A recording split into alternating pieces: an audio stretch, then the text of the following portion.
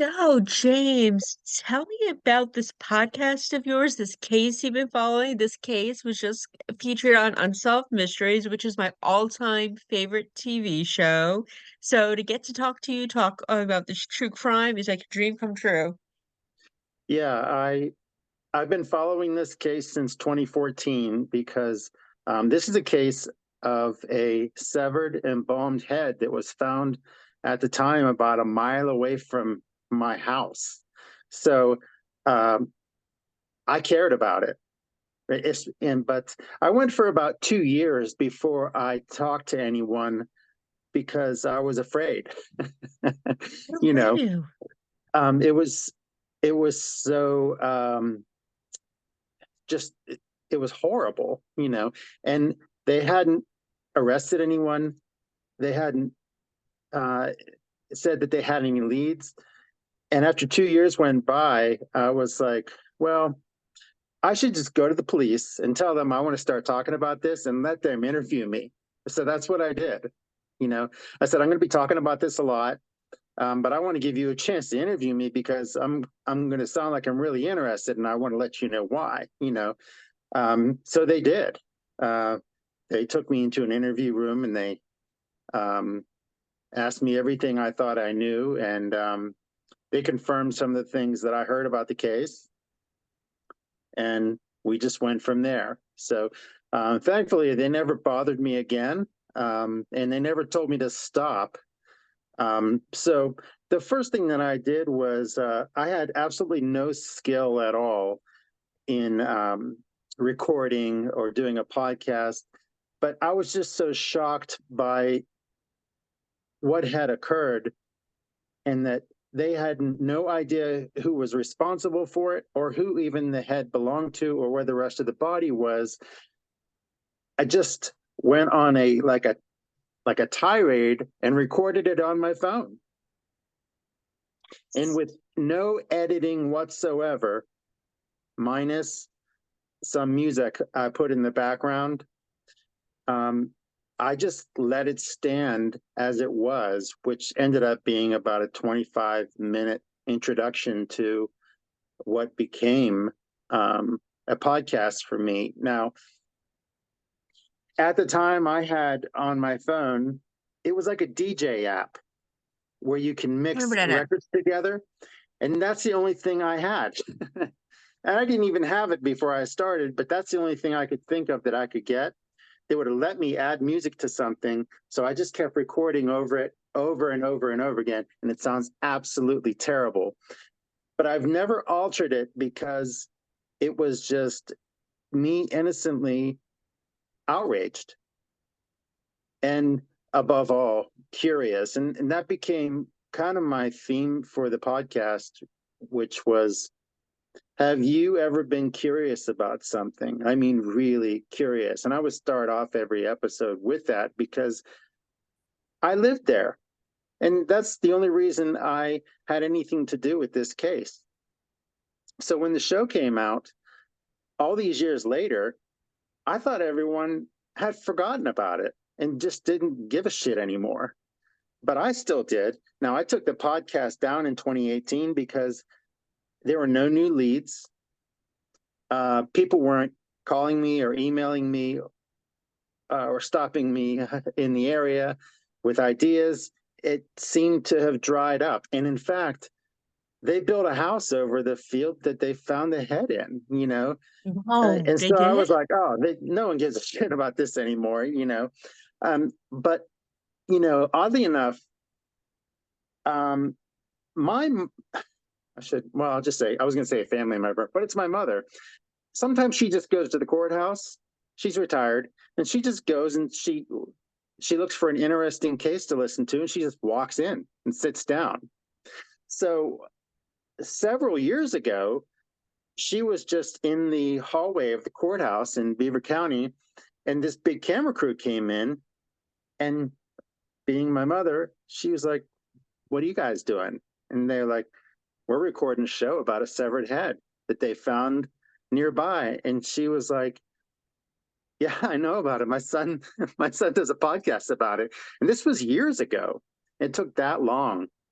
for this show to come out. I don't know why, but it just has, So when I heard it was going to be aired, about a month ago, I was floored.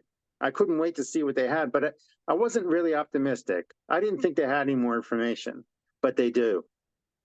So I've been going through this roller coaster.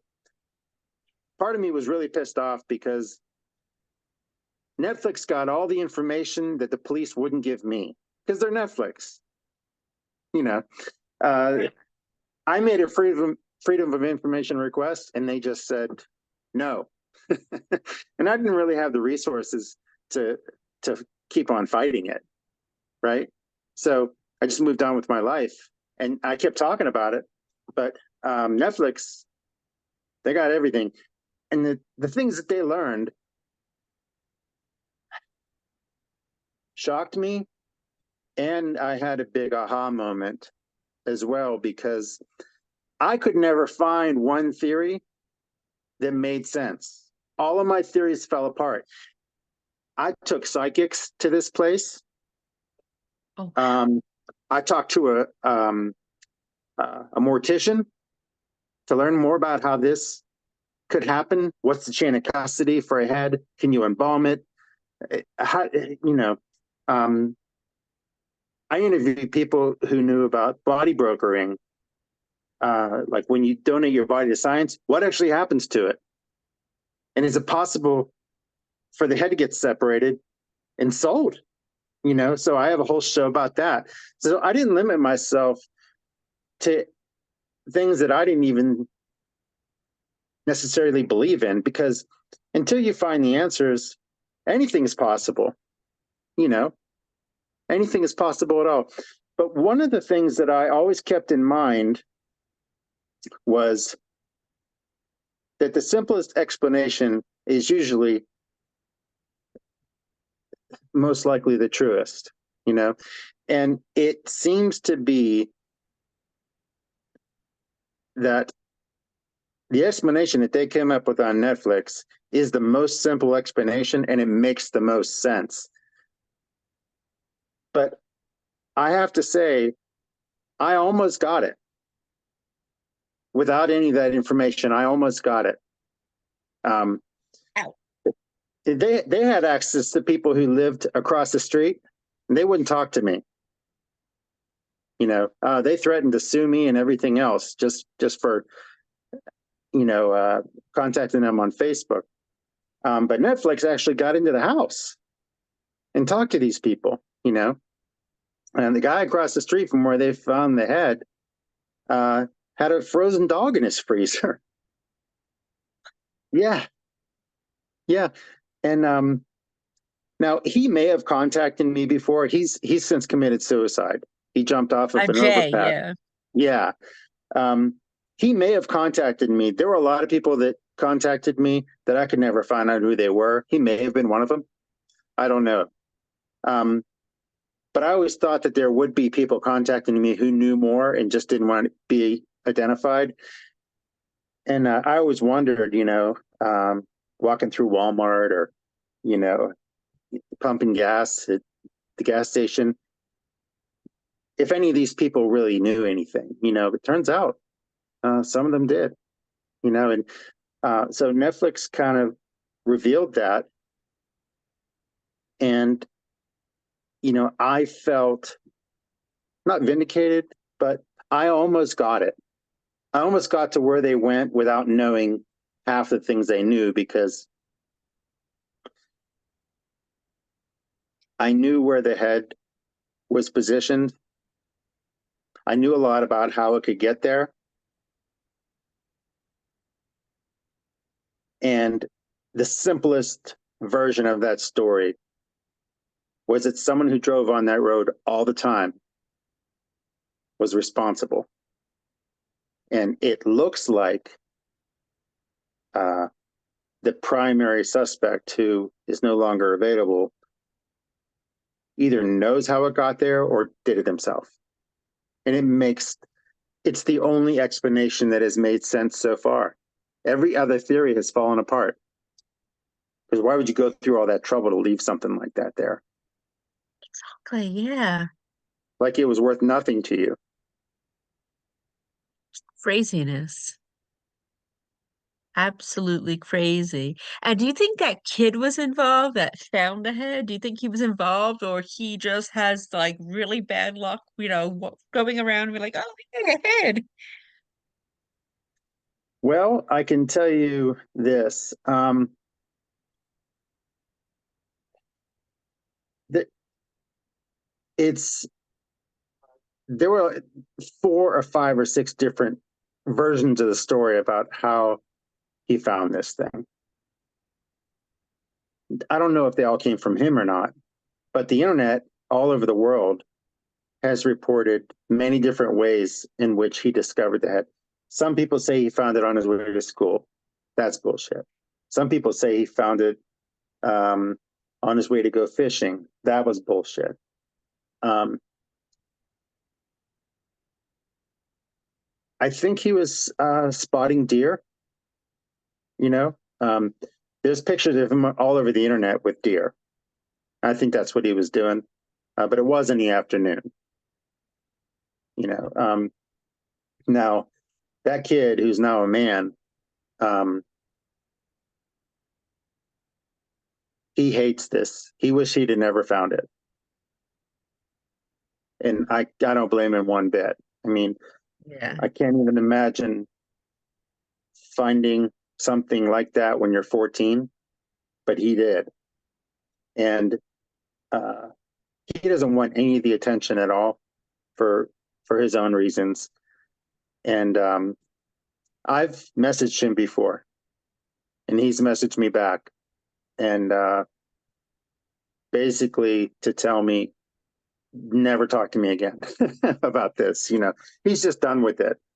You know, this has defined so many years of his life.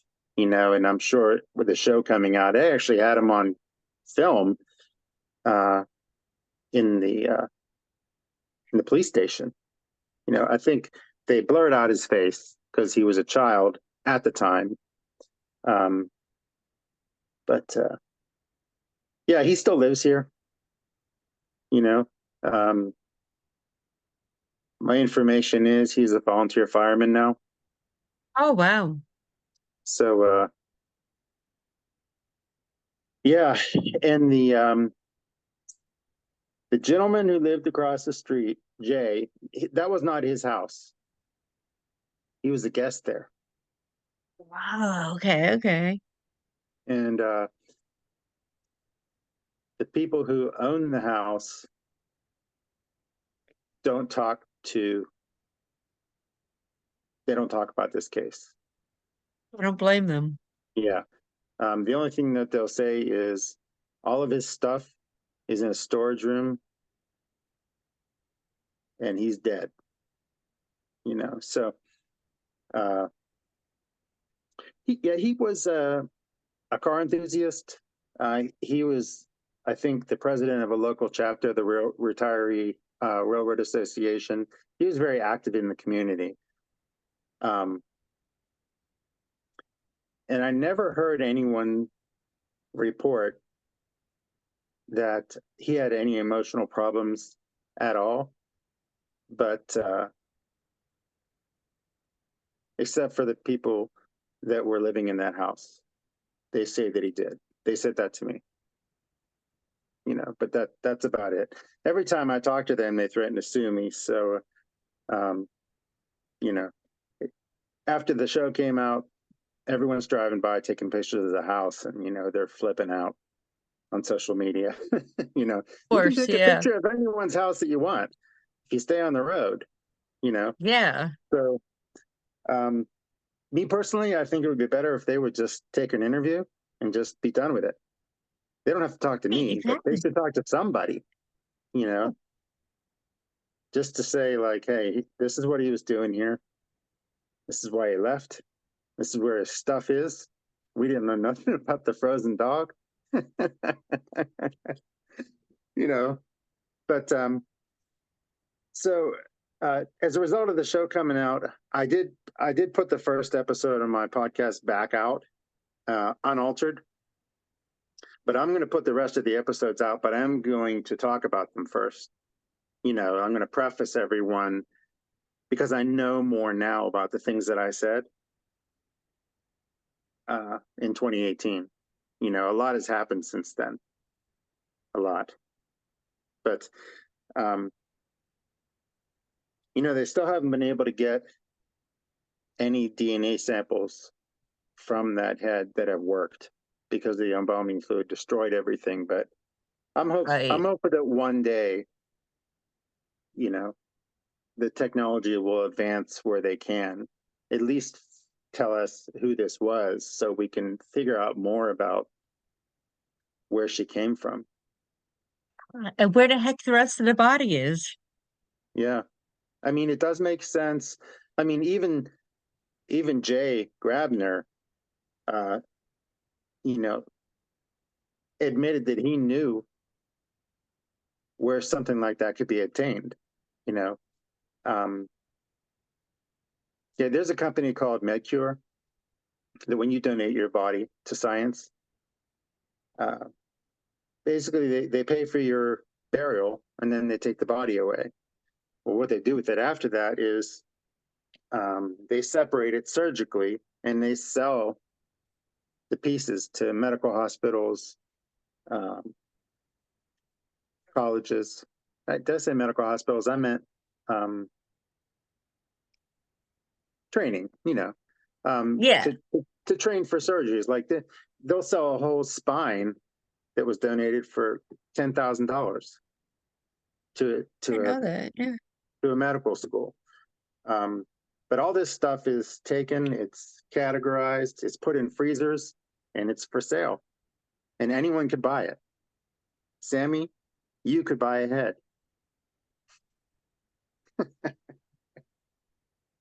Please don't do Oh, that. And, budget and if this you month, and if but you do, stay away from my house with it. well, I promise. I promise. So, going back to your podcast, where can we find it? Where can we listen to it? And are you planning on making more episodes with more updates? I will. Yeah. So it's just on Spotify. It's called Mason Road Podcast. It's very simple. And Nice. when you see the iconography for it, you're going to be looking at a severed head, so you'll know you found the right one. You know what it reminds me of? Are you familiar with the podcast Your Own Backyard that covered the Kristen Smart case, which coincidentally was also on Unsolved Mysteries and basically has the same premise as yours? The guy lived in the area, started covering the case, and I so know maybe about you'll the solve case. the case like he did. Yeah, but I'm not familiar with the podcast, but I'll give it a listen. Yeah, I highly recommend it. I was at the gym listening to it, and all of a sudden I'm like running all this time on the treadmill, and I'm like super addicted to it. But it helped bring more awareness to the case, and now Mhm. the case is pretty much solved, and maybe you'll have the same success rate. That would be great. And yes, I am going to make more content simply because I'm able to tie more together now than I ever have. And I actually know what I'm doing now.